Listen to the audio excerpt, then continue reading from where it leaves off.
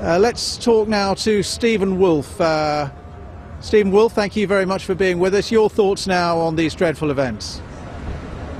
Well, it's clearly a disaster for the security services that have now led to misery for families who will not see their loved ones come home this evening.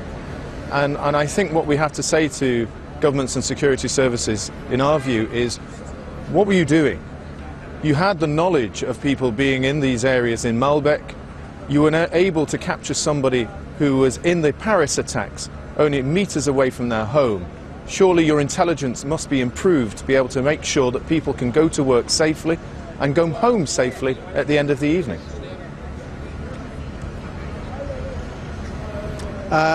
But I mean, I hear what you're saying, but I wonder if it is the time for recriminations against the Belgian security services right now.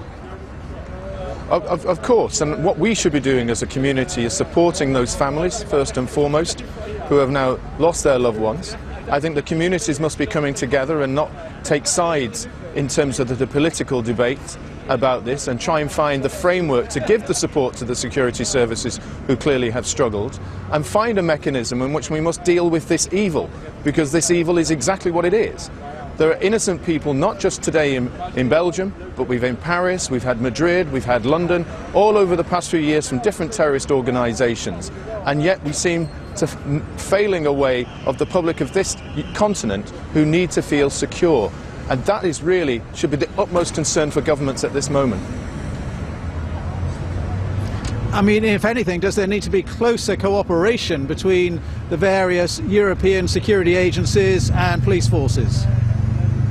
Oh, absolutely, but bearing in mind that it's in the interests of the terrorists to ensure that not only do we become harsher in our way of life, in the way that we live our lives, but our own civil liberties are crushed and diminished by the way that we will then have to have implementation of greater and further security in our police stations, and the way on our streets will have more armed forces. So we've got to find a way in which we can find our way secure and keep people safe, but not lose our civil liberties, because that is one of the fundamental things that makes us a liberal, tolerant and democratic Europe. All right, Steven Woolfe, member of the European Parliament, thank you so much for being with us.